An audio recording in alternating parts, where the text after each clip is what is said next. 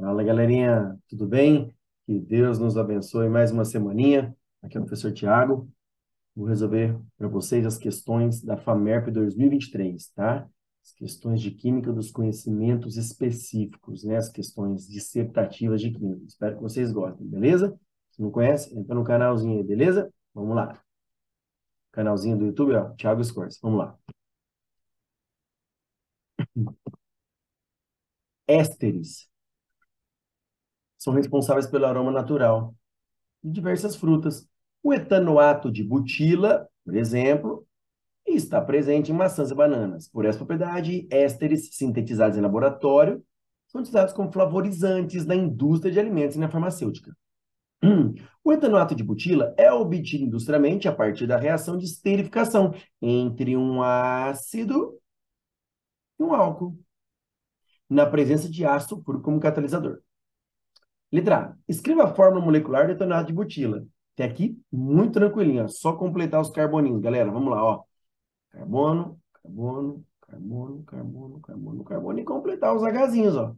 Esse primeiro carboninho aqui, ele está fazendo uma ligação só. Então, ele tem 3, né? Porque o carbono faz 4 ligações. Esse carboninho ligado ao oxigênio aqui já faz 4 ligações. Esse carboninho, então, esse daqui, galera, ó, se ele já faz, né, 4 ligações, ele não tem hidrogênio. Esse carbono faz 2 ligações, então ele tem 2 Hs. Esse também, esse também. E esse carbono da ponta faz uma ligação só, então ele tem 3 hidrogênios para completar as 4 ligações. Então ele quer a fórmula molecular, ó, essa estrutura toda, né, do etanoato de butila, possui um total de 6 carbonos, 12 hidrogênios e 2 oxigênios. Esta é a fórmula molecular do etanoato de butila. Era só completar os carboninhos, Hzinhos, um item bem tranquilinho.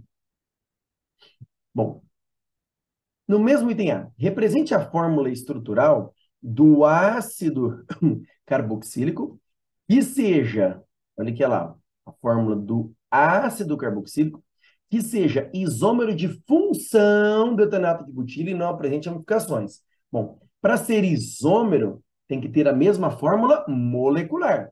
Então, o ácido carboxílico tem que ter 6 carbonos, 12 hidrogênios e 2 oxigênios. Para ser isômero de função, esse composto tem que pertencer a uma função diferente do etanoato de butila. O etanoato de butila, ele já falou lá no texto, é um éster. Então, se ele quer um isômero de função, e ele já falou, tem que ser uma função diferente, ele já falou qual? Ácido carboxílico. E que não apresente ramificações, ou seja, era só você lembrar que ácido carboxílico tem o grupo funcional C-OH. Então, é só fazer uma cadeia, né? Para ser isômero, tem que ter a mesma fórmula molecular. Então, tem que ter 6 carbonos. Olha lá, coloco 6 carboninhos, olha aqui, ó. 1, 2, 3, 4, 5, 6 carboninhos. Para ser um ácido carboxílico, eu coloco, né, no carbono da extremidade, o dupla O, OH. E depois eu venho completando os hidrogênios. Então, de novo, ó, 1, 2, 3, 4, 5, 6. Não pode ter ramificação, né? Não tem radical, cadeia reta. 6 carboninhos. Para ser ácido carboxílico, ó, C dupla O, OH. E aí completa os Hzinhos, ó. O primeiro carbono aqui que eu circulei, ele tem uma ligação só. Ele tem mais 3 Hs para completar as 4 ligações. Os próximos carbonos têm 2 hidrogênios para completar as 4 ligações, e o carbono da ponta já faz 4 ligações. Então tá aí, ó. Pode contar, ó, hidrogênios, ó, 3, 4, 5, 6, 7, 8, 9, 10, 11, 12. Tá aí a fórmula estrutural do ácido carboxílico. Beleza? Uma questãozinha, galera, não tinha muita dificuldade, né? Quem domina o conteúdo aí, questãozinha bem tranquila. Beleza? Agora, a letra B. Tem que lembrar um pouquinho de reações químicas, né? Represente a fórmula estrutural do ácido e do álcool precursores do etanato de butilo, ou seja, a fórmula do ácido e do álcool que reagiram e formaram o éster. Então, o éster está aqui, ó, o etanoato de butilo. Então, está aqui, ó. Aqui. Bom, o que eu vou fazer? Eu vou fazer a reação inversa, pra você lembrar. O que eu vou fazer? Eu vou reagir o éster com água. Eu vou fazer a hidrólise do éster. Por quê, ó? A reação de esterificação é isso daqui, galera, ó. É um ácido carboxílico que reage com álcool. Aí, o que que forma? Forma o éster e libera a água. Essa é a esterificação. O processo inverso, se eu pegar o éster e reagir com a água, vai originar de novo, ó, vai originar de novo o ácido carboxílico e o álcool. Então, o processo inverso é chamado de hidrólise do éster. Tá?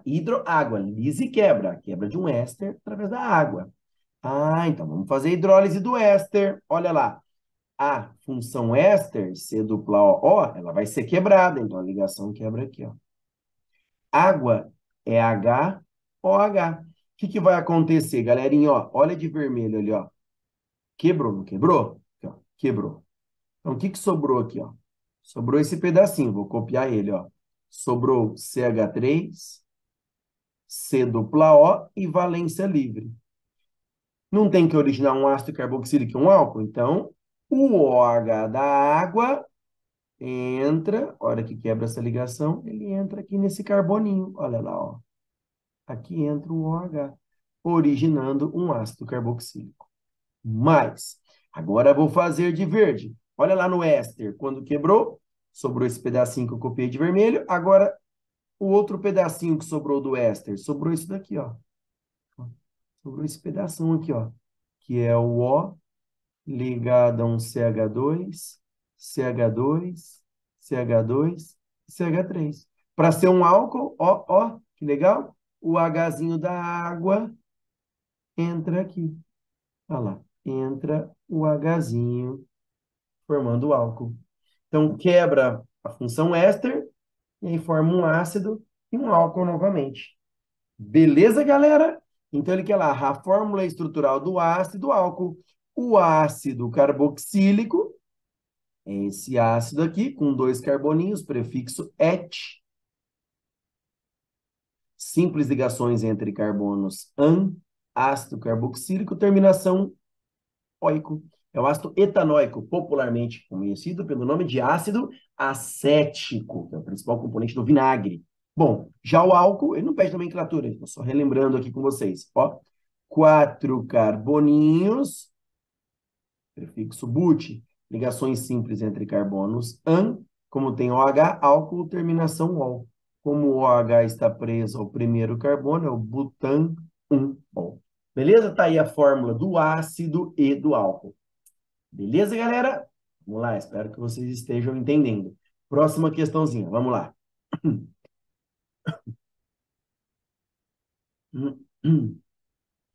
Questão 10. O gás hidrogênio é considerado uma alternativa promissora como combustível de veículos. Em algumas metrópoles do exterior, ônibus abastecidos por hidrogênio têm mostrado bom desempenho.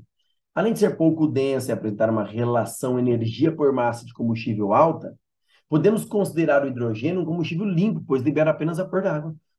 Quer ser utilizado em motores de combustão interna ou em células combustível. Em ambos os casos, ocorre a seguinte reação global. Então, olha aqui, galerinha.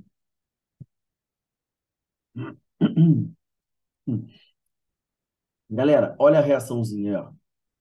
H2 mais meio de O2 formando H2O e ele te deu o ΔH da reação. Lembrando, ΔH negativo, uma reação exotérmica, libera calor. Bom, a reação exotérmica. Bom, escreva a distribuição eletrônica do elemento O em níveis de energia, ou seja, em camadas. Então, vamos lá. Primeira coisa, tinha que constar a tabela periódica para ver o número atômico do O.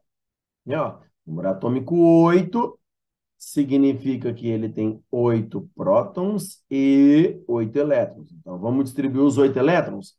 Lembra o diagrama de Pauling? Subnível S cabe 2, o subnível P cabe 6 elétrons, o subnível D cabe no máximo 10, o F 14. Então, olha a distribuição eletrônica, galerinha, como fica, ó.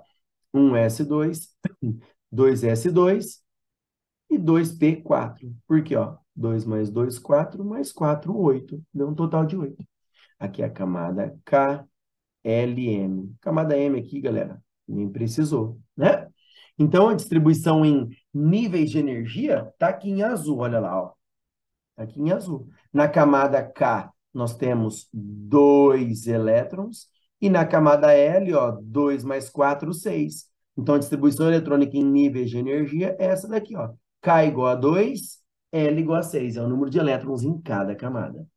Beleza? Bem tranquila, sem segredo. No mesmo item A, determine a variação do número de oxidação, ou seja, do NOx, né, da carga, do elemento oxigênio na reação de combustão. Então tá aí de verde, galera, a reaçãozinha, ó, H2 mais meio de O2 formando H2O. O balanceamento não interfere no NOx. Então, aqui, ó, esquece o balanceamento, ele não interfere no NOx. Bom, o oxigênio aqui no reagente, O2, é uma substância simples. Substâncias simples possuem NOx igual a 0.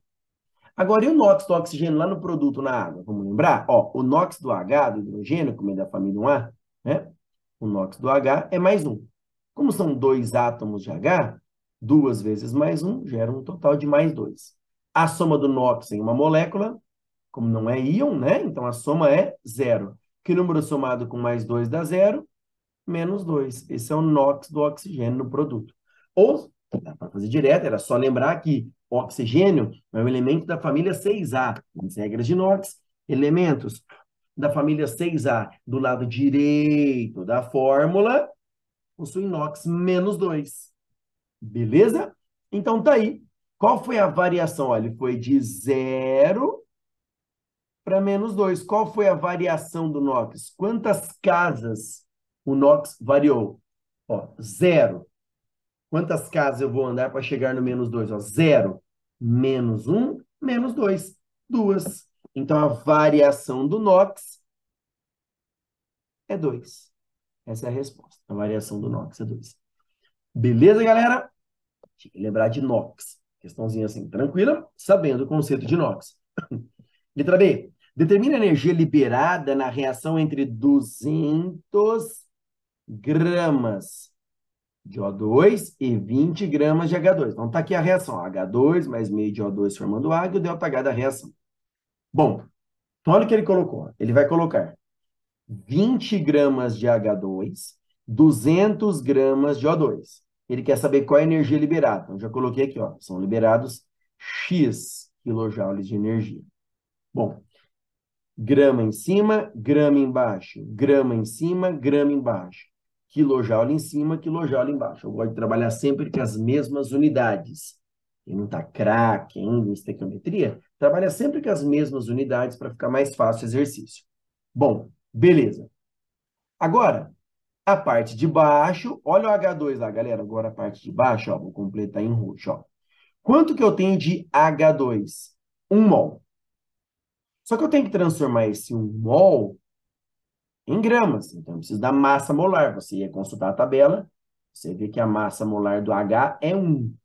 Então, como a fórmula é H2, a massa molar do H2 é 2 gramas por mol. Então, 1 mol de H2 corresponde a uma massa de 2 gramas. Beleza? Bom, de oxigênio, eu tenho meio mol, ó. Meio mol, então é o meio que multiplica meio mol. Eu tenho que transformar, olha lá, em gramas. Então, eu vou pegar o meio e vou multiplicar pela massa molar. Você consulta na tabela, o O tem massa 16. Só que a substância é O2. Então, a massa molar, 2 vezes 16, 32 gramas por mol. Então, eu pego meio mol e multiplico por 32. Tá aqui. Isso libera quanto? Esses dados da parte de baixo da regra de 3, eu tirei da equação, né? 1 mol, 2 gramas. Meio mol, meio vezes 32 gramas. E isso libera quanto de energia? Libera, ó, 242. Libera 242. Bom, tá aí. Montei a regra de 3. Tá aí. Vixe, eu tenho dados de 2 reagentes. Qual deles que eu vou comparar com o X? Se você tem dados de 2 reagentes, geralmente Um deles está em excesso. Uma parte reage, uma parte fica sobrando sem reagir. O outro é o limitante. Reage totalmente. Macete, dica, prática, rapidinho. Lógico, essa dica, jeito que eu explico nas aulas de estequiometria, quando você monta a estequiometria com o X sempre em cima. Então, tem um macetezinho. Para saber qual que é o limitante, qual que é o excesso, você multiplica em cruz. A multiplicação que der maior é o reagente em excesso. Olha que legal, galera. Vou pegar de verde. Olha ali, de H2. Ele colocou 20 gramas. Eu vou multiplicar em cruz, ó. 20 vezes meio vezes 32 dá 320. Aí eu coloquei em cima do H2, ó, a multiplicação deu 320. Coloquei ali, ó. Beleza? Agora eu vou fazer a mesma coisa para o O2. O O2, quanto que ele colocou no recipiente? Ah, ele colocou 200. Vamos multiplicar em cruz. 200 vezes 2, coloquei ele em cima, ó, 400. Aí é só ver. Qual multiplicação deu maior? 320 ou 400? Ah, 400? Então, o oxigênio, o O2, é o reagente em excesso. Sempre a multiplicação que der maior é o reagente em excesso. Como ele não perguntou a quantidade em excesso, não vou nem falar aqui, mas vai ter um outro exercício que vai pedir. Aí eu vou comentar aqui o que a gente faz para descobrir quanto está em excesso. Aqui ele não perguntou. Então, eu só preciso saber quem é o reagente limitante, quem é o reagente em excesso. Então, o O2 é o excesso, o H2 é o reagente limitante. Então, você vai fazer a estequiometria sempre com o reagente limitante, porque ele é consumido totalmente. Então, esquece quem está em excesso e faz a estequiometria com o que sobrou. O que sobrou? 20 gramas de H2 liberam X quilojoules. Embaixo, 2 gramas liberam 242 quilojoules. Beleza? Deu para entender? Para que você multiplique em cruz, o X vai ser igual a 2.420 quilojoules. Ele pergunta, ó, determine a energia máxima liberada. Então, são liberados 2.420 quilojoules. Eu não preciso colocar menos, porque se eu já falei, né? Se eu já falei que 2.420 quilojoules de energia é liberada, 2.420 quilojoules são liberados, já significa que a reação exotérmica, que dá H negativo. Tá bom? Tá aí uma questãozinha, né? Essa daí é um pouquinho mais complexo, o item B. Tá bom? Beleza, galerinha? Vamos lá, próxima questão.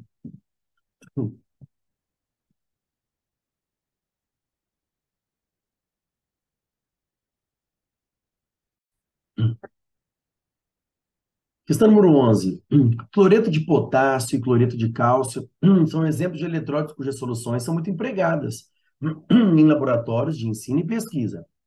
Suponha que um técnico misturou 200 ml de solução aquosa de KCl, de concentração 0,2 mol por litro, a 300 ml de uma solução aquosa de CaCl2, de concentração 0,1 mol por litro.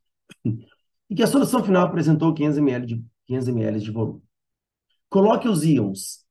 Questão interessante essa, galera. Muito bem feita. Uma questão médio para difícil, tá? Coloque os íons Ca mais 2, Cl menos e K mais em ordem crescente de raio iônico, que são íons. Bom, primeira coisa, tinha que consultar raio. Tem a ver com o quê? Tamanho do átomo, né, do íon. Bom, primeira coisa, tem que consultar os números atômicos, ó, do cálcio, 20, cloro, 17, potássio, 19. São valores que você iria consultar na tabela periódica, não precisa decorar nada disso. Beleza? Né? Que o vestibular fornece. Bom, então o que acontece? Bom, raio iônico tem a ver com o quê? Tamanho. O tamanho tem a ver com o quê? Número de camadas. Vamos ver quantos elétrons, né? Que são os elétrons que são distribuídos nas camadas. Vamos ver quantos elétrons cada íon possui. Ó, se não tivesse a carga mais 2, ele teria 20 prótons e 20 elétrons. O que significa o mais 2? Que ele perdeu 2 elétrons. Então, 20 perdeu 2, o cálcio tem 20 prótons, porque o número atômico é 20. E esse mais 2 perdeu 2 elétrons, então tem 18 elétrons. Tem 20 prótons, 18 elétrons. Olha o potássio, o K. Número atômico 19. Então, ele tem 19 prótons. O mais um significa que ele perdeu um elétron. Ah, mas por que se perdeu elétron tem carga positiva? Porque quando você perde uma carga negativa, fica sobrando uma lá positiva. Essa que sobra é o que dá a carga no íon. Então, esse mais um significa que ele perdeu um elétron. Então, ele tem 19. Perdeu um, 18 elétrons. 19 prótons e 18 elétrons. O cloro, número atômico 17, 17 prótons. A carga dele é menos 1. Esse menos significa que ele ganhou elétron. Então, 17 ganhou mais 1, 18 elétrons. Então, a gente está, né, se deparando aqui com uma série isoeletrônica. Se você fizer a distribuição eletrônica, ó, os três possuem o mesmo número de elétrons. Então, o número de camadas eletrônicas nos três vai ser a mesma. Tem o mesmo número de elétrons, a distribuição dos três vai ser igual. Então, se tem o mesmo número de elétrons, qual é o critério de desempate? Que o primeiro critério é o número de elétrons. Quanto mais elétrons, maior o número de camadas, maior o raio. Mas e para essa série isoeletrônica, que tem o mesmo número de elétrons? Vai mandar, galera, ó, é a força do núcleo, é o número de prótons de cada um. Por quê, galera? Se eles têm o mesmo número de elétrons, prestem atenção. O que nós temos no núcleo? Prótons. O que os prótons fazem? Prótons, carga positiva. Elétrons, carga negativa. Então, prótons atraem elétrons. Então, o que acontece? Quanto mais prótons eu tiver no núcleo, maior será a força de atração do núcleo pelos elétrons. E quanto mais forte for essa força de atração de prótons com elétrons, mais próximos os elétrons vão ficando do núcleo. Então, de novo, quanto mais, como se fosse um ímã e os clipes. Quanto mais forte acima, mais os clipes se aproximam. Então, à medida que o núcleo tem muitos prótons, eles vão puxando muito fortemente os elétrons vão se aproximando do núcleo, os elétrons se aproximando do núcleo, quanto mais próximos os elétrons estiverem do núcleo, menor é o raio. Então, qual é a força do núcleo aí? Pensa comigo. Ó, qual é o núcleo mais forte? Com 20 prótons, 17 ou 19? 20. Se eu tenho 20 prótons, ó, quanto mais prótons do núcleo, maior é a força de atração. Então, o cálcio, que tem número atômico 20 prótons, vai atrair muito fortemente os elétrons. Então, o raio desse íon vai ser menor. Então, o cálcio é o que tem menor raio iônico. Depois, qual é o segundo núcleo mais forte? 17 ou 19? O 19. Então, esse é os vem em seguida. E o núcleo mais fraquinho é o de 17. Se o núcleo é mais fraco, os elétrons não vão se aproximar. Ele vai ficar praticamente no seu tamanho original, tem um raio maior. Então olha, então o que acontece? O que tem, né, o lance aqui, o que tem mais, como ele é uma série eletrônica, mesmo de elétrons, o critério de desempate é o número atômico, o número de prótons do núcleo. Quanto maior o número atômico, maior é a força de atração, menor é o raio. Então, ordem crescente é um núcleo mais forte de 20 prótons. É o menor raio. O núcleo mais fraquinho, 17, maior raio. Essa é a ordem crescente de raio. Questão difícil, o aluno lembrar esses detalhes aqui. Beleza, galerinha? Tá aqui, ó, a ordem crescente. Do menor raio para o maior. No mesmo item A, galera, o elemento cloro apresenta massa atômica 35,5 U e apresenta dois isótopos da natureza. Então, a massa atômica média do cloro é 35,5 U. Mas nós temos dois isótopos na natureza, o cloro de massa 35 e o cloro de massa 37. Ele quer saber a abundância, a porcentagem do cloro 35. Então, ó, do cloro 35, quantos por cento eu tenho dele na natureza? Eu chamei de X%. Do cloro 37, Y. Como que a gente calcula massa atômica média? Não é uma média normal, né? É uma média, não é só somar e dividir, é uma média ponderada, tem que levar em consideração as abundâncias de cada elemento. Então, como que a gente calcula a média ponderada? Ó, a gente pega lá, massa atômica média, 35,5. Então, ó, massa atômica média é igual. Aí, o que que eu faço? Eu pego a massa do primeiro cloro, ó, a massa dele é 35, e multiplico pela sua abundância, X, mais eu pego a massa do outro, 37, e multiplico pela sua abundância, Y, e divido pelo total, que é 100%. Então, de novo, ó, a massa atômica média, como é calculada? Eu pego a massa do primeiro, que é 35, vezes a sua abundância, mais a massa do segundo, que é 37, vezes a sua abundância, Y, e divido pelo total. Total X mais Y tem que dar quanto? 100%, né? A soma. A massa atômica média, ele forneceu. Qual que é o valor? 35,5. Então, ficamos com uma equaçãozinha. Olha aí, galera, a equaçãozinha, deixa eu apagar aqui, ó. Equaçãozinha que eu vou circular aí para vocês de vermelho. Ó, a massa atômica média, 35,5, é igual 35x mais 37y dividido pelo total, que é 100. Aqui, ó, põe multiplica em cruz. Vai ficar 35x mais 37y, que multiplica 1, vai ficar 35x mais 37y. É igual 35,5 vezes 100, 3.550. Esta é a primeira equação. Uma equaçãozinha que a gente tem o quê, galera? XY.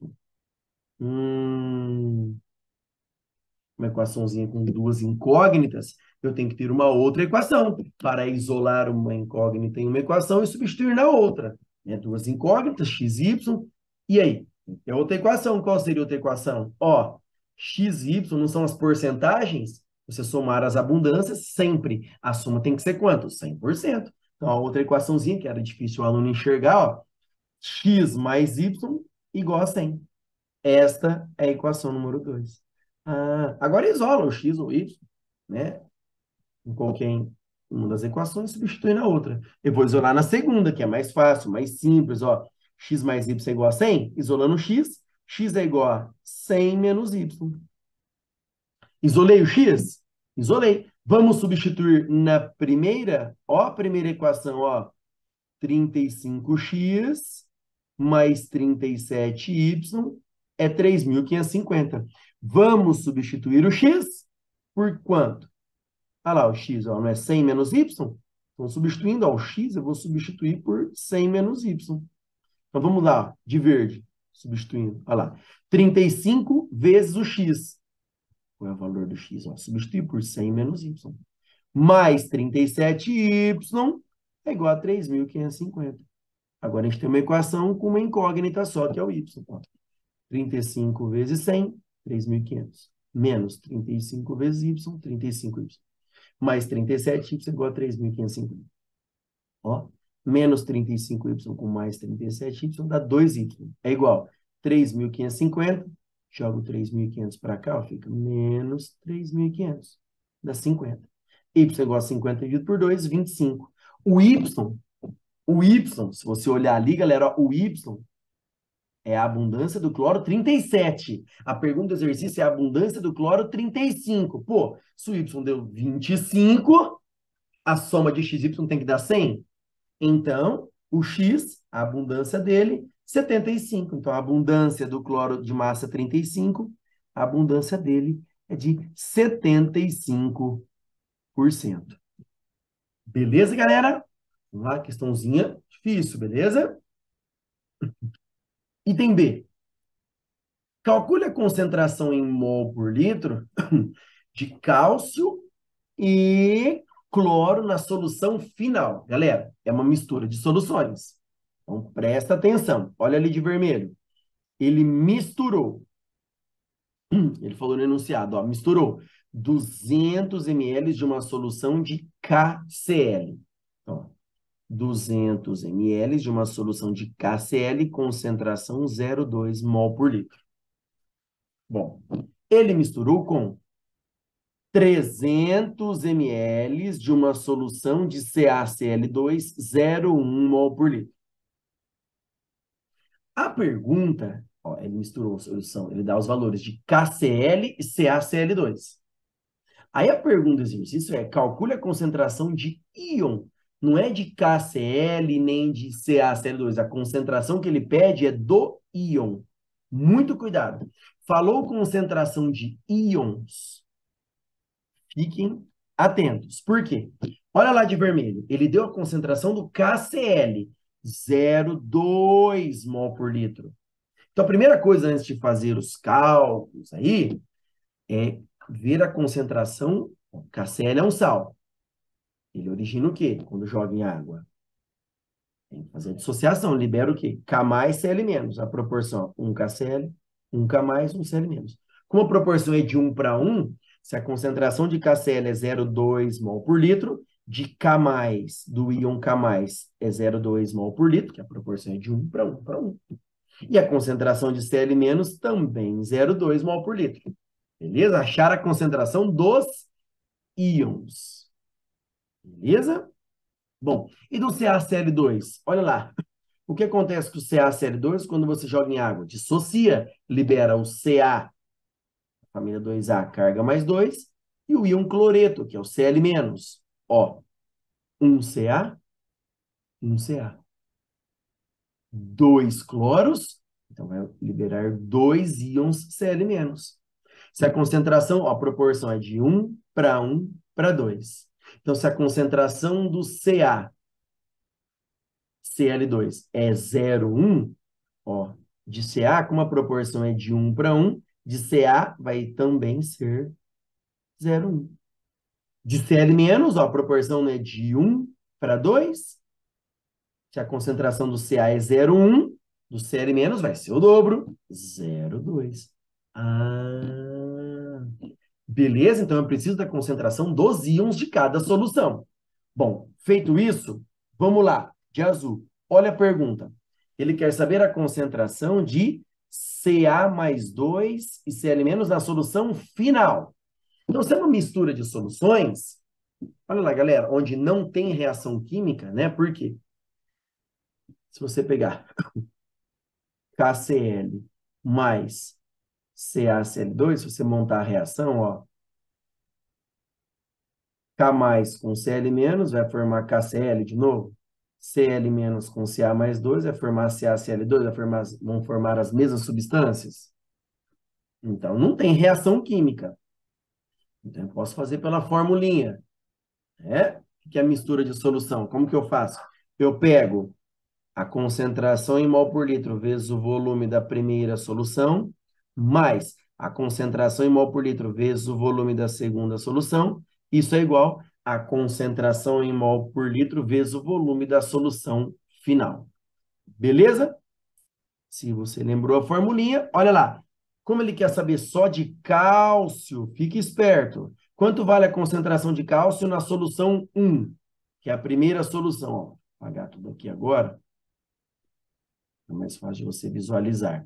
Ó, solução 1, solução 2, solução final. Então, quanto vale a concentração de Ca mais 2 na solução 1? Senhor, a solução 1 não tem cálcio, tem K mais e Cl menos. Então, a concentração é 0. O volume da solução 1, 200. Vai ficar 0 vezes 200. 0 vezes 200. Esqueci, né? Vai dar 0. Bom, quanto vale a concentração em mol por litro de cálcio na solução 2? Ó, na solução 2, a concentração de cálcio é 0,1. Fica 0,1 vezes o volume da solução 2, que é 300. É igual. Concentração final de cálcio, vamos descobrir. E o volume da solução final? Quando você mistura, ó, 200 mais 300, o volume final é 500. Então, vai ficar concentração final de cálcio vezes o volume final, que é 500. Então, 0,1 vezes 300 dá 30, dividido por 500. A concentração final de cálcio é, tá aí, galerinha, 0,06 mol por litro. Beleza? Agora vamos ali, ó. Concentração de Cl-, galera. Vamos lá? Concentração de Cl-. Vamos lá, eu vou pegar a concentração de cloro na solução 1. Opa, na solução 1 a concentração de cloro é 0,2 vezes o volume da solução 1, 200 ml, mais concentração de cloro na solução 2. Ó, na solução 2 a concentração de cloro, né, de cloreto, 0,2 vezes o volume, 300. É igual concentração de cloro na solução final, vou descobrir, vezes o volume final, que é 500. Desenvolvendo aqui a concentração de cloreto na solução final, 0,2 mol por litro. Uma questãozinha, galera, que o item A cobra raiônico, o item B mistura de soluções sem reação. Questão difícil para acertar inteirinha aí. Beleza, galera? Entenderam? Vamos lá, próxima questão.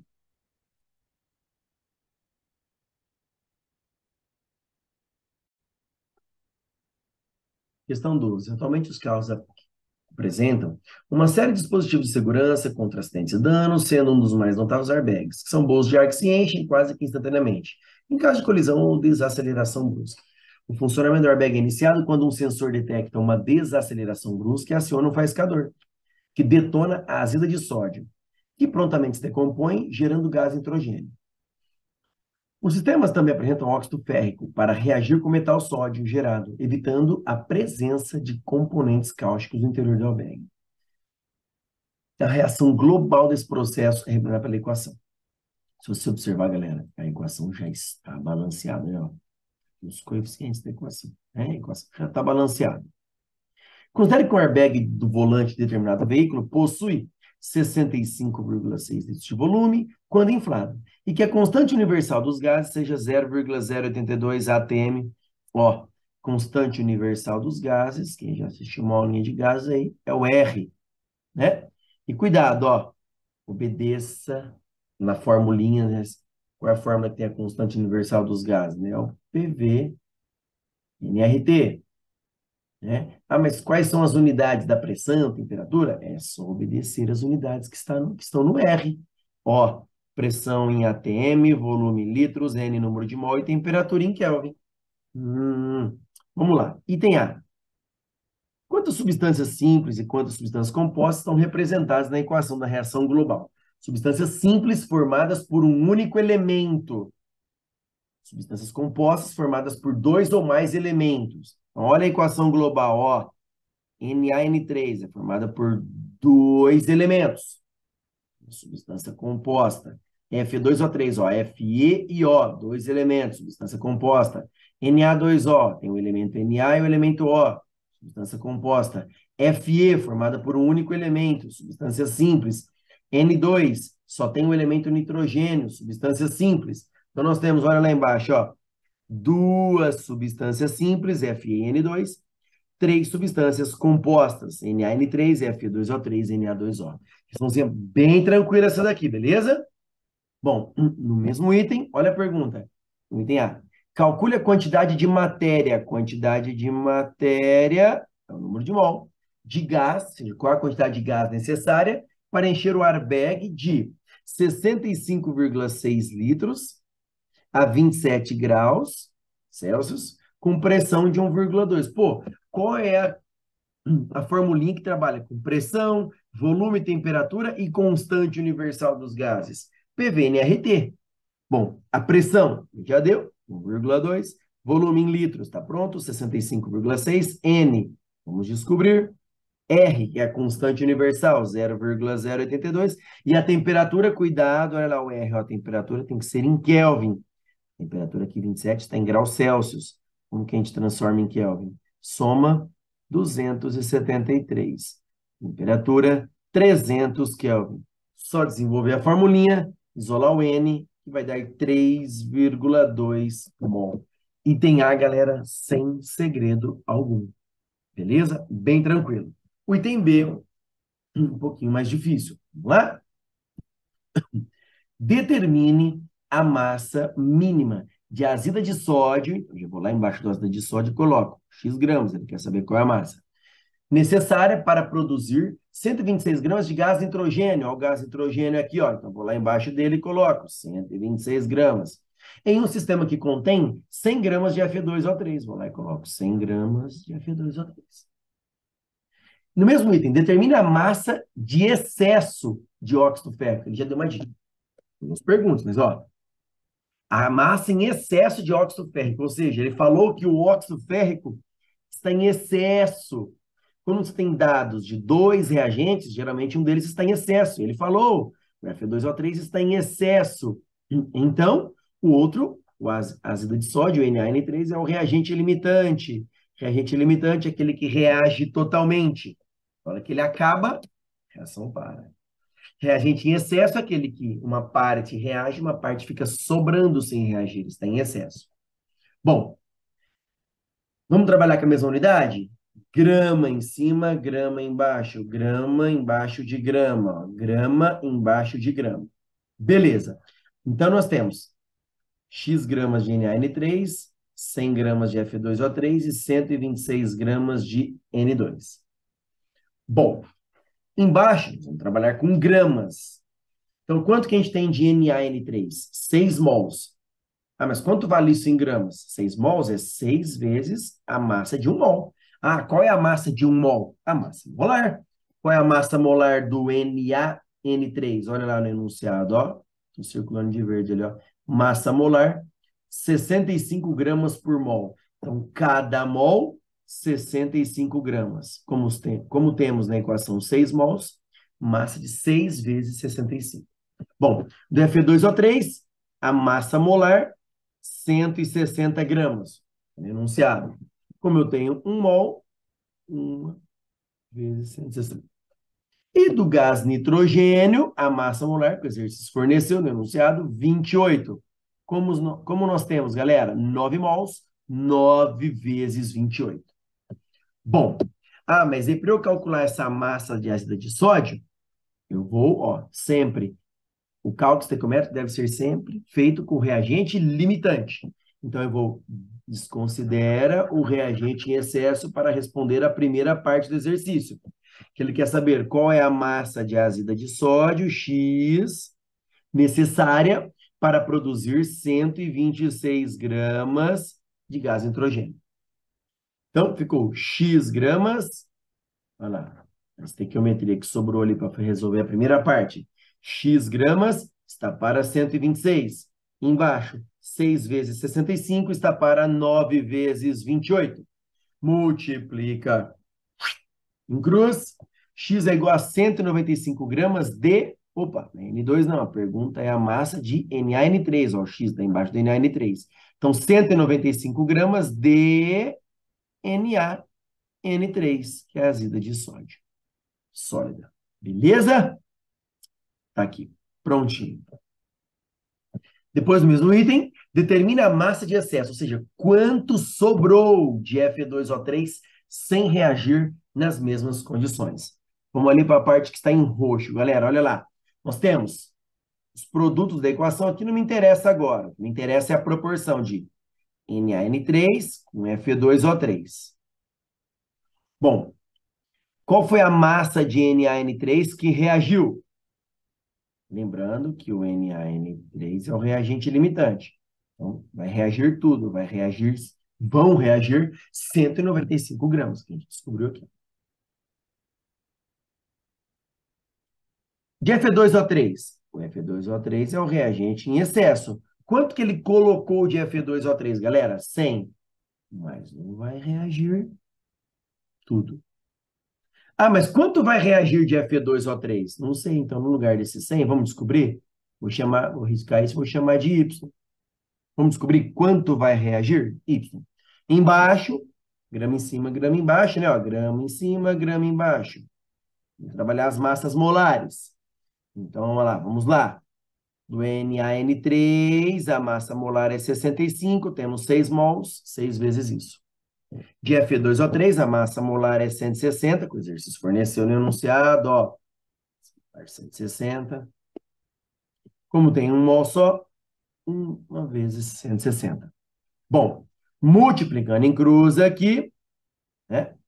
Y é igual 195 vezes 160 dividido por 6 vezes 65. Então, o Y deu, multiplicando em cruz, 80. O que significa? 80 gramas é a quantidade de Fe2 que vai reagir. Agora, vamos voltar lá onde eu risquei? Ó, eu chamei de Y. Quanto que vai reagir, então? 80. Agora, vamos voltar ali, ó. Quanto que eu coloquei? Ó, ele colocou 100. Mas espera aí, ó, desses 100, vai reagir apenas 80. Então, 100 é o que ele colocou, menos 80, porque o 80 é o que vai reagir. Se ele colocou 100, só reage 80, quanto vai ficar sobrando em excesso? 20 gramas de Fe2O3. Essa é a massa de Fe2O3 em excesso. Beleza? Esse entendeu aqui uma questãozinha difícil. Beleza? Vamos lá, próxima questão.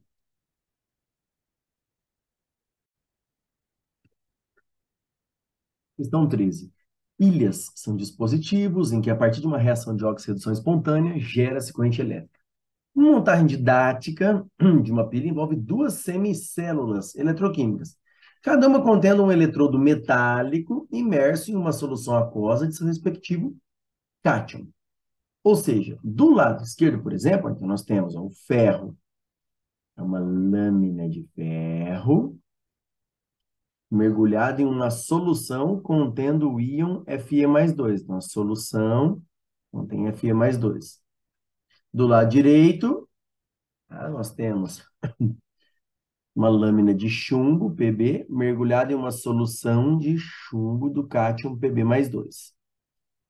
Tá aqui, é isso que ele falou. As duas semicélulas são interligadas através de uma ponte salina,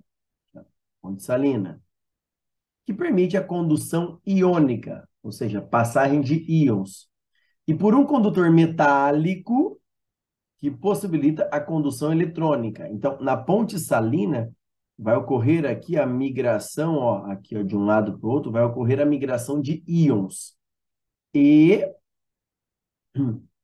no fio condutor metálico, que é esse fio aqui, ó, que liga os dois metais, vai ocorrer a passagem de elétrons.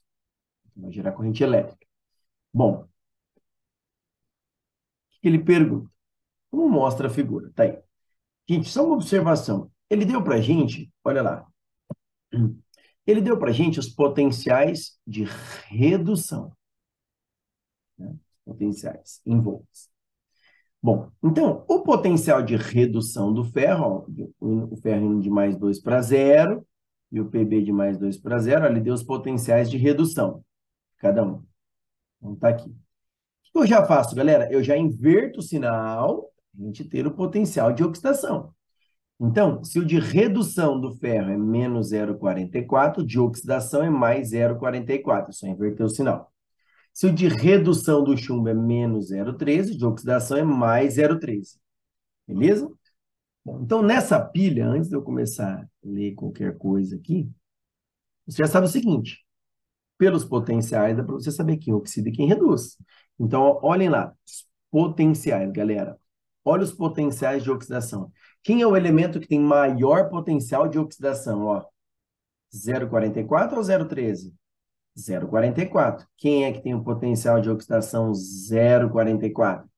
É o ferro. Então, nesta pilha, o ferro vai sofrer uma oxidação. É sempre assim. O elemento que tem maior potencial de oxidação vai oxidar. O elemento que tem maior potencial de redução vai reduzir. Pilha é uma reação espontânea. Tá? Bom, então quem vai sofrer oxidação? Quem vai sofrer oxidação é o ferro. Beleza?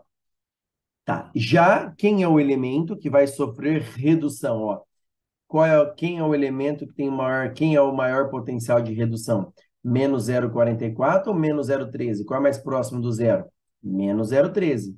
Então, o elemento que tem menor, né, desculpa, o elemento que tem maior potencial de redução é o chumbo. Então, quem vai sofrer redução é o Pb, é o chumbo. Beleza? Olha lá, letra A. Escreva a equação global na forma iônica da reação que ocorre na pilha. e determine a sua diferença de potencial. Bom, equação global, eu preciso somar a oxidação com a redução. Então, vamos lá. Quem sofre a oxidação? O ferro. Oxidação, você tem que lembrar, que é uma oxidação? É um aumento do NOx. Então, se o ferro vai oxidar, ele não vai de mais 2 para 0. Eu vou ter que inverter essa equação. Ele vai de 0 para mais 2. Eu inverto. Então, o ferro 0, que é produto, ele vira reagente. E o Fe mais 2 e os dois elétrons que estavam do lado do reagente viram produtos. Então, o ferro está oxidando, está indo de 0 para mais 2. Beleza? Então, tinha que ficar atento a isso. Como o ferro, né, na equação que ele deu ali, ele deu o ferro sofrendo uma redução, mas nessa pilha, o ferro oxida. Então, eu tenho que inverter a equação. Beleza? Bom, já quem é o elemento que tem maior potencial de redução? Ah, é o chumbo. Então, o chumbo, como ele tem maior potencial de redução, ele vai sofrer redução. Então, é só manter igualzinho. Ó. O chumbo já está reduzindo. Olha o chumbo, ó, ele está indo de mais 2 para 0. Então, se ele já está reduzindo essa equação, eu não preciso fazer nada. É só manter. Então, eu vou manter essa equação. Pb mais 2 elétrons formando Pb0. Beleza? Para obter a equação global, que é o que o exercício pergunta, a equação global da forma iônica, ó, eu vou somar as duas. Para você somar as duas, de oxidação e redução, você tem que cancelar o número de elétrons. Como aqui o número de elétrons já é igual, ó, 2 elétrons no produto, 2 elétrons no reagente, ó, cancela. E aí vamos copiar o que sobrou na equação global. O que sobrou? Fe0, que é o ferro metálico sólido, mais Pb mais 2 aquoso, que está na solução. Nos produtos, sobraram Fe mais 2 aquoso, que está na solução, mais o Pb0, que é a placa de chumbo metálico. Esta é a equação global na forma iônica. Beleza? Uma questãozinha aí, bem tranquila de pilhas. Ele pede para calcular DDP. Gente, tem várias formas de você achar DDP. Eu gosto de fazer essa daqui, ó. Nas minhas aulas eu sempre faço essa daqui, ó. Como que você calcula DDP? Você pega o maior potencial de oxidação e soma com o maior potencial de redução. Então, está circulado lá, ó, o maior de oxidação, olha lá, ó, é o 0,44. Está aqui. Mais, vou somar com o maior potencial de quê? Vou somar com o maior potencial de redução. Está circulado de verde. Menos 0,13. Então, vou somar com menos 0,13. Então, vai ficar 0,44 menos 0,13. BDP, 0,31. Lembrando, falou que a pilha é reação espontânea. Toda reação espontânea tem uma DDP positiva. Você tem que saber que o sinal final aqui tem que ser positivo, maior que zero. Beleza? Essa é a DDP da pilha. 0,31 volts. Beleza? Tem outras formas também, galera, que você vê os professores explicarem, tá? Por exemplo, ó, eu quero trabalhar só com a redução. Então, como que você calcula DDP? Você pega o maior potencial de redução menos o menor potencial de redução também. Pega o maior menos o menor, só da redução. DDP, ó, maior potencial de redução, ó, menos 0,13. Menos 0,13. Aí o menos da fórmula. E o menor de redução, ó, o menor de redução tá aqui, ó, é menos 0,44. DDP vai ficar menos 0,13, ó, menos com menos mais 0,44. Então, DDP vai dar mais 0,31. Beleza? Dá certo também. E se quiser trabalhar só com potencial de oxidação, também dá certo. Você pega o maior potencial de oxidação menos o menor potencial de oxidação. Beleza? Tranquilo esse item? Vamos lá, item B. Identifique no esquema da pilha, representado no campo de resolução e resposta, o cátodo da pilha. Bom, para você responder, né, o cátodo. E em qual eletrodo ocorre a reação de redução? Na mesma figura, como seria a movimentação dos íons na ponte salina, considerando que foi utilizada uma solução de nitrato de potássio, ou seja, uma solução de KNO3, então vai ser solução aquosa, como é um sal solúvel, então na ponte salina eu vou ter esses íons, K mais NO3 menos. Bom, vamos ver quem é o cátodo, qual é o eletrodo que ocorre a reação de redução. Galera, pelos potenciais. Primeiro, o que você tinha que lembrar? Do CRAL. O que o CRAL fala para a gente? Toda aulinha de pilha a gente fala isso, né? O cátodo reduz. Ânodo oxida. Ah, então ele quer saber o cátodo. Ó. Lembra do CRAL? Cátodo, olha lá, ó, reduz. Cátodo reduz.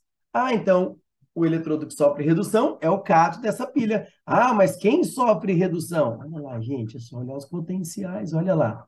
Ó, olha lá. Olha lá, olha os potenciais de redução. Quem tem maior potencial de redução?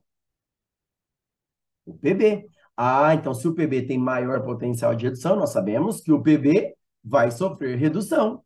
Ah, então o eletrodo de chumbo, que é o PB, vai sofrer redução. Se ele vai sofrer redução, pelo CRAL, quem reduz é o cátodo da pilha. Então, o cátodo da pilha é o eletrodo de chumbo. Beleza? Que é onde ocorre a reação de redução. Beleza? Então, identifique no esquema o cátodo. Então, o cátodo, você põe do ladinho aqui do eletrodo de chumbo. É o cátodo. E em qual eletrodo ocorre a reação de redução? A reação de redução vai ocorrer aonde? No cátodo, no eletrodo de chumbo. Então, quem vai sofrer redução é o Pb mais 2. Ele vai receber 2 elétrons e vai virar Pb0. Beleza, galera? Indique na mesma figura como seria a movimentação dos íons. Galera, se o eletrodo de Pb sofre uma redução, o eletrodo de Fe, o eletrodo de ferro, obviamente, vai sofrer o quê? Uma oxidação. Quem oxida pelo CRA, ó, ânodo oxida. Então, se ele oxida, ele é um ânodo. Ânodo, lembra de ânion, que é o íon negativo. Então, ânodo, polo negativo. Cátodo, olha lá, polo positivo. Beleza. Então, pelas reações, olha que interessante, galera. Nós já vimos no item anterior que o ferro oxida. Então, o ferro vai de 0 para mais 2. Né?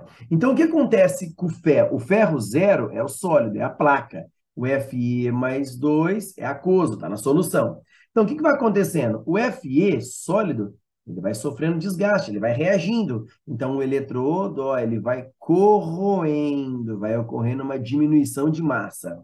O que vai sendo produzido nessa equação aqui? Porque o ferro oxida. O que vai sendo produzido? Fe mais 2. O Fe mais 2 está onde? Lá na solução. Então, a quantidade de Fe mais 2 na solução vai aumentar. Ok? Bom, do outro lado, a gente tem o quê? O Pb mais 2. O que o Pb mais 2 vai sofrer? Redução. Então, o Pb mais 2, ele vai reagir. Ele está do lado do reagente, ele vai ser consumido. Então, a quantidade de Pb mais 2 aqui vai diminuir na solução. Vai ficar com falta de íon. E vai formando Pb0. Pb0 é a placa, então vai formando. Então, a placa aumenta a massa. Entendi. Então, o que acontece? A ponte salina, ela é para dar um equilíbrio iônico. Por quê? Do lado do ferro, ficou com excesso de íons Fe mais 2 na solução. Do lado do Pb, ficou com falta de íons Pb mais 2 na solução. Então, o que acontece? Como do lado esquerdo ficou com... Vamos lá. Pegar o alaranjado. Ó, como do lado esquerdo ficou com excesso de íons positivos, para dar um equilíbrio iônico, os íons... Para dar um equilíbrio iônico, os íons negativos da ponte salina, que são os íons nitrato, NO3-, eles migram para cá. Os íons negativos, para neutralizar o excesso de íons positivos. Então, os íons NO3-, os íons nitrato, eles migram para o lado esquerdo, eles migram para o ânodo. Essa seria a movimentação. Os íons nitrato indo para o ânodo. Já do lado direito, ficou com falta de carga positiva, né? Porque o Pb mais 2 reagiu, o Pb mais 2 que estava na solução, então ficou com falta de carga positiva. Então, os íons positivos da ponte salina, os íons K+, eles migram para a direita, ó. Eles vêm para cá, para repor os íons positivos ali que foram perdidos. Isso gera um equilíbrio iônico, a durabilidade da pilha aumenta. Então, os íons positivos migram para o lado direito, ou seja, migram para o cátodo da pilha. Beleza, galera? Uma questãozinha item B para pensar um pouquinho mais. Questãozinha bem bolada. Beleza? Vamos lá? Última questão. Questão 14. Uma concepção equivocada comum é acreditar que os riscos de um ácido da saúde humana estão associados ao seu grau de ionização ou força. O ácido sulfúrico é um ácido forte, praticamente todo ionizado em solução aquosa, enquanto o ácido fluorídrico, HF, ele deu a constante de ionização do ácido, né, o Ka, 710 a -4, e o ácido cianídrico, HCN, apresentam-se parcialmente ionizados, ou seja, ioniza só um pouco, produz poucos íons em solução aquosa, como indicados por suas constantes de ionização. Entretanto, todos são ácidos nocivos aos seres humanos. Letra A. Represente a forma estrutural do HCN, galera. Ligações químicas. Ó, HCN. Ele quer a fórmula estrutural. Então, primeiro eu vou montar aqui a fórmula eletrônica, ó. HCN. H é da família 1A, tem um elétron, o carbono é da família 4A, só você consultar a tabela, então ele tem 4 elétrons na camada de valência. O nitrogênio é da família 5A, então ele tem 5 elétrons na camada de valência. Os átomos, para obedecer o octeto, tem que ter 8 elétrons na camada de valência. Exceção aqui é o hidrogênio, ele fica estável só com 2. Então o hidrogênio tem 1, ele compartilha um elétron com o carbono e fica estável com 2. O carbono tinha 4 elétrons. Como ele já compartilhou com o hidrogênio, ficou com 5. Para ficar com 8, ele compartilha mais 3 com o nitrogênio. Ele compartilha 3 elétrons. Estável com 8. O nitrogênio tinha 5 elétrons, como compartilhou 3 com o carbono, ficou com 8 elétrons também. Todos estão obedecendo o octeto, todos estão estáveis. Essa é a fórmula de Roche que eu coloquei eletrônica. E a fórmula estrutural, ó, cada par de elétrons compartilhado é um tracinho, uma ligação covalente. Então, aqui, ó, H, tracinho C, 3 tracinhos N. Olha aqui, ó. Esta seria a fórmula estrutural. Essa aqui que eu fiz é a eletrônica. Depois eu montei aqui a estrutural. Beleza? Essa seria a fórmula estrutural do HCN. Equacione a reação de neutralização completa entre o ácido sulfúrico e o hidróxido de potássio. Ácido sulfúrico, H2SO4, hidróxido de potássio, KOH. Neutralização completa é onde o número de H+, e OH- são iguais. Então, é bem simples. Ó, todo ácido, H2SO4, todo ácido libera H+. O que sobrou? Sobrou o ânion SO4 menos 2, né? Ó, 2 aqui, ó, que desceu de lado, o ânion sulfato. Então, toda base libera OH-, o K da família 1A, que libera K+. Agora é só fazer uma dupla troca. O positivo de um junta com o negativo do outro. Então, olha lá. O H+ do ácido se junta com o OH- da base. H+ com OH- vai formar água. Uma reação de neutralização, né? Ó, ácido mais base, o que forma? Sal e água. Bom, o que mais? O SO4 menos 2 vai se juntar com o K+. Só que quem vem primeiro na fórmula é o positivo. Então, é o K+, que se junta com o SO4 menos 2. Mais um com menos 2, gente, ó. Mais um com menos 2, não dá para cancelar. Então, você escorrega. Ó. Joga o 2 para cá. Vai formar o sal K2SO4. Beleza? Feito tudo isso, agora eu vou apagar. Beleza? Apagar aqui, ó. E fazer o balanceamento da equação. Sempre, gente, vamos lembrar? Para balancear a equação, deixa HO para o final. Vamos começar no K. 1K no reagente, 2K no produto. Jogo 2 aqui para ficar com 2K no reagente, 2K no produto. Olha o S. Um S no reagente, um S no produto. O S já está balanceado. Agora vamos no H. Olha aqui, ó, nos reagentes. Hidrogênio. 1 vezes 2, 2. 2 vezes 1, 2. Total de hidrogênios nos reagentes, 4. E nos produtos? Só tem 2. Multiplica por 2. 2 vezes 2, 4. Está balanceado. Beleza? Vamos lá.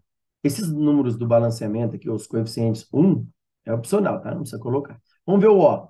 1 vezes 4, 4. 2 vezes 1, 2. Totalizando 6 oxigênios. Totalizando 6 oxigênios. Vamos lá nos produtos agora, os oxigênios. 1 vezes 4, 4. 2 vezes 1, 2. A equação, galerinha, está balanceada. Beleza? Tá aí, bonitinho. Item A, sem segredos. B, deixa pegar a letra B, ó. Qual a concentração de HF não ionizado em equilíbrio em uma solução de ácido fluorídrico de pH 2? Bom, vamos lá. Com calma, galera. Ó, HF, ele sofre equilíbrio, né? Tem constante ionização, porque gera equilíbrio. O que um ácido HF libera em solução aquosa? Libera o H mais aquoso e o F menos aquoso. Bom, ele quer saber a concentração do HF na forma não ionizado. O HF não ionizado. Não é que ó, é a concentração do HF não ionizado, molaridade, ele quer saber. Bom, ele falou que a solução tem pH 2. Já assistiu uma aula de pH, ó, se ele deu pH, ficou fácil. Ó, se o pH é 2, é porque a concentração de H+, é 10 a menos 2. Então, esse era o peguinho. Ó, pH 2 é porque a concentração de H+, 10 a menos 2 mol por litro. A proporção de H+ e F- é de 1 para 1. Então, a concentração é a mesma. Se de H+ é 10 a menos 2, de fluoreto F- também será 10 a menos 2. Beleza. Aí, como ele deu a constante de ionização do HF, galera, olha lá no texto, ó, HF, Ka, 7 vezes 10 a menos 4. Pô, como que você tira a constante de ionização? Produto sobre reagente. A ponte, produto em cima, sobre o rio, reagente embaixo. Isso que a gente fala, ó, sempre, né? Ó, ponte em cima, ponte sobre o rio. Produto em cima, reagente embaixo. Então, Ka é igual. Quem são os produtos? H+ e F- sobre reagente, que é o HF. O Ka ele deu 7 vezes 10 a menos 4. A concentração de H+, 10 a menos 2. De F- também 10 a menos 2. E a concentração de HF é o que o exercício quer saber. Joguei o HF para cima, 7, 10 a menos 4 para baixo. Então, concentração do HF é 10 a menos 2 vezes 10 a menos 2, dividido por 7, 10 a menos 4. Então, 10 a menos 2 vezes 10 a menos 2 dá 1, 10 a menos 4. Embaixo, 7, 10 a menos 4.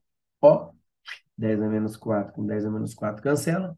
1 dividido por 7, 0,1428.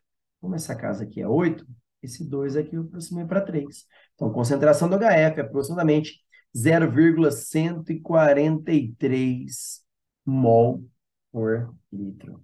Beleza, galera? E aí, a outra pergunta que era um peguinha, muita gente com certeza deve ter esquecido. Qual o efeito da adição de fluoreto de sódio a essa solução sobre a constante de ionização? Quando a gente dá aula de deslocamento de equilíbrio, né? Deslocar o equilíbrio é uma coisa, mudar a constante de ionização é outra. O único fator, galera, a gente bate bastante nessa tecla quando a gente fala de equilíbrio químico, né, deslocamento. O único fator que altera o valor da constante de ionização, que altera o valor da constante, é a temperatura. Se eu faço uma reação de uma quantidade qualquer de HF, que eu jogo em água, se eu estou numa temperatura de 25 graus, vou calcular o valor da minha constante, vai dar um valor X. Se você fizer usar a mesma substância, usar quantidades diferentes, vai gerar um equilíbrio também, a mesma substância, mas você vai fazer o experimento com a mesma substância, mas na mesma temperatura. Não importa a quantidade que você adicionar, a sua constante vai ser igual à minha, porque nós estamos trabalhando na mesma temperatura e com a mesma substância. O único fator que altera o valor da constante de equilíbrio, qual é? É a temperatura. Então, qual o efeito da adição de fluoreto de sódio a essa solução sobre a constante de ionização? Olha lá, a adição de HF não irá... Opa, qual o efeito da adição de fluoreto de sódio? Desculpa, fluoreto de sódio, não é HF não. Com a adição de fluoreto de sódio. A adição de fluoreto de sódio não irá alterar o valor da constante de ionização. Por quê? Porque ele não mexeu na temperatura. Pode adicionar substância ali que não vai alterar a constante de ionização. Inclusive, galerinha, quando a gente fala de pH, você olha lá, né, uma garrafinha, o pH 7, pH neutro. pH neutro, desde que esteja na temperatura de 25 graus. Se você mudar a temperatura, você pode ter soluções neutras com pH 6, pH 8. A gente fala pH 7, pH neutro, isso é 25 graus. Tá bom? Por quê? Porque se você mudar a temperatura, você altera a constante de equilíbrio. Beleza? Por exemplo, a constante, o kW da água a 25 graus, a 25, é 10 a menos 14. Se você mudar a temperatura, por isso que a 25 graus, o pH da água pura, é 7, neutro, porque é 25 graus. Se você mudar a temperatura, você altera o valor da constante. E aí você pode ter uma solução neutra com pH 6 ou 8. Beleza? Espero que vocês tenham entendido, galera. Valeu. Até a próxima, se Deus quiser.